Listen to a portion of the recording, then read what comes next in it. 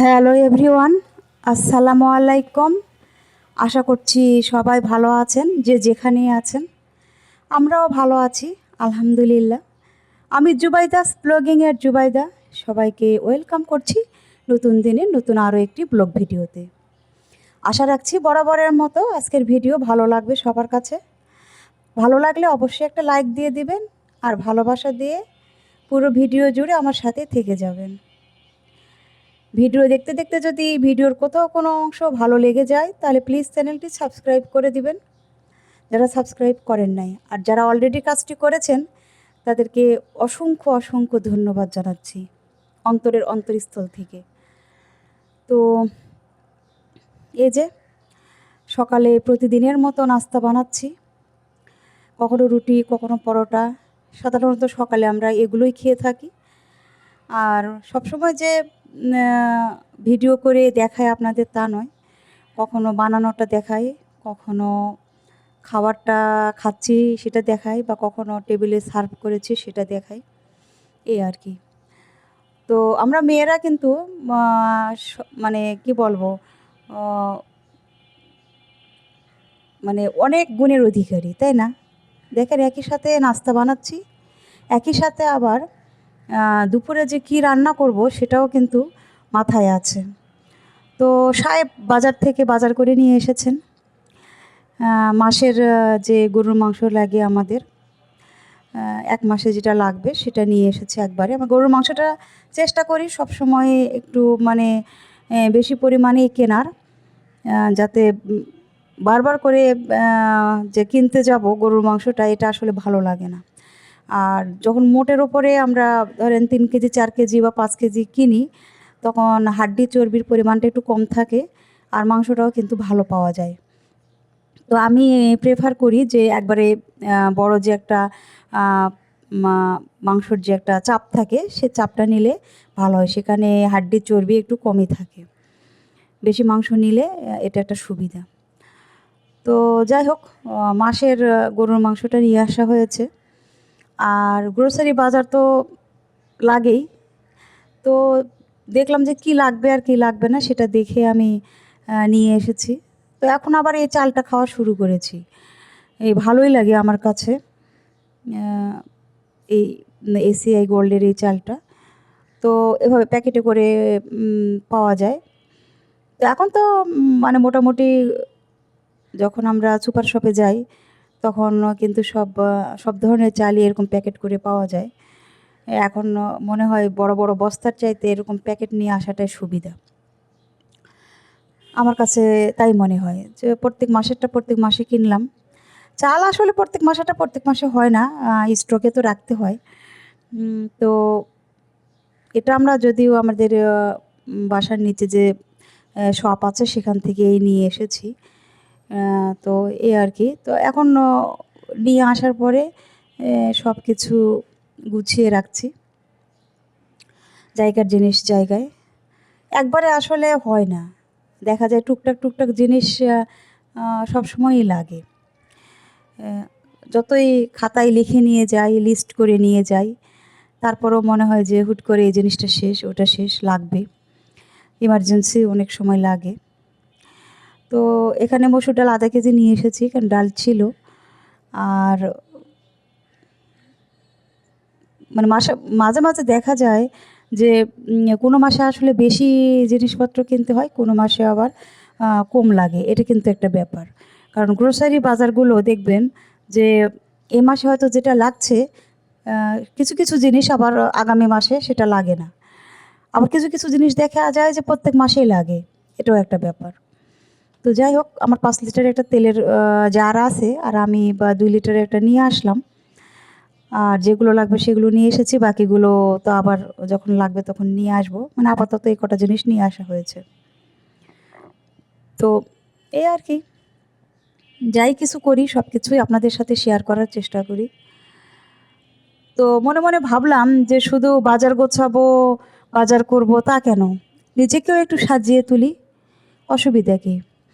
তো আমি নিজেও সাজগোজ খুব পছন্দ করি, আমার হাজব্যান্ডও খুব পছন্দ করে। আমি হিজাব পরি। তো হিজাবের কিছু কালেকশন তো অবশ্যই থাকে, যারা হিজাব ব্যবহার করবেন তাদের তো অবশ্যই অনেক কিছুই লাগে, করেন যারা আর কি। তো আমার এখানে মানে রেগুলার যা ব্যবহার করি সেগুলো এটাতে রাখি। আর আছে বেশ কিছু টুকিটাকি জিনিস আছে, সবগুলো যে এখানে আছে তা নয়। তো মনে হলো যে একটু আপনাদেরকে দেখাই যে আমার কালেকশনে কী আছে। এখানে দামি জিনিসও আছে, 150 টাকা দাম। এগুলো হচ্ছে এই যে যেগুলো পিন সেগুলোও আছে, আবার কমের মধ্যেও আছে, অন্য জায়গাতেও রেখেছি সেখানেও আছে। সবগুলো যে একসঙ্গে রাখি তা নয়, তবে সবসময় যেগুলো ইউজ করি সেগুলোই আর কি রাখার চেষ্টা করি এখানে, যাতে হাতের কাছে পাই, এই আর কি। তো যে রাঁধে সে চুলো বাঁধে, কথাতেই আছে, তাই না? তো শুধু সংসারের দায়িত্বই পালন করবো তা কেন, নিজেরও তো অনেক দায়িত্ব আছে, নিজেকেও কিন্তু সুন্দর করে তুলতে হবে। তা না হলে কিন্তু আসলে কিছুই হবে না। নিজেও সুন্দর থাকতে হবে, নিজেকে সুন্দর করে তুলতে হবে, পাশাপাশি সংসারের দায়িত্ব যেটা সেটা তো আছেই, সেটা তো পালন করতেই হবে। স্বামী সন্তানকে বাদ দিয়ে তো আসলে কোনো কিছুই সম্ভব না। শুধু নিজের জীবনকে যে গুরুত্ব দিব তা কিন্তু নই। আমরা মেয়েরা কিন্তু সব দিকেই আমরা পারদর্শী আমি মনে করি। কারণ যারা চাকুরিজীবী তারাও কিন্তু নিজেকে পরিপাটি রাখেন, আবার পরিবারকে সামলান। তাদের তো আরও অনেক দায়িত্ব থাকে, কারণ টাইমলি অফিসে যান আবার আসেন। আর আমরা গৃহিণী, আমরা যতটুকু পারি চেষ্টা করি নিজেকেও সুন্দর রাখার, প্লাস সংসার তো মেনটেন করি।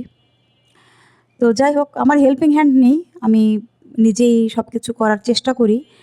তো একসঙ্গে তো আর সব কাজ করা সম্ভব হয় না, তো আমি গুছিয়ে গুছিয়ে কাজ করি, যে আজকে এটা করব, কালকে ওটা করব, এরকম আর কি।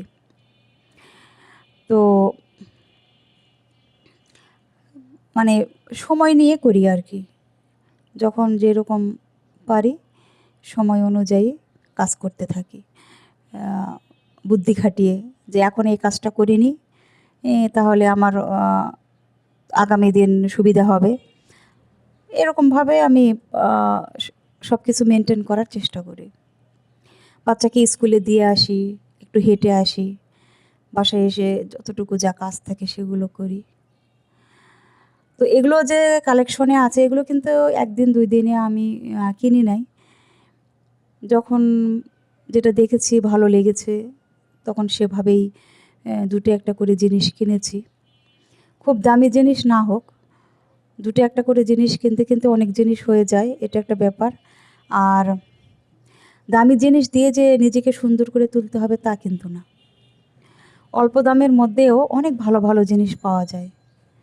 এখন আমি কোনটা কিনবো আর কোনটা কিনবো না সেটা কিন্তু সম্পূর্ণটাই নিজের উপর নির্ভর।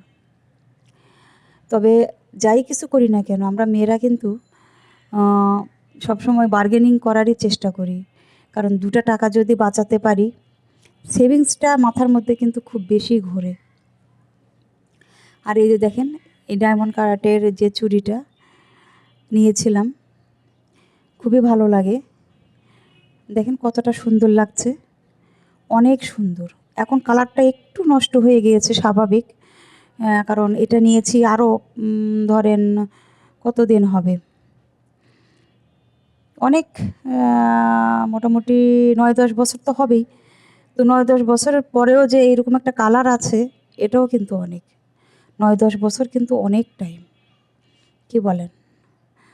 তো 9-10 বছর নাকি, না না না, সরি 9-10 বছর না, এটা হচ্ছে মনে হয় 6 বছর, 6 বছর হবে।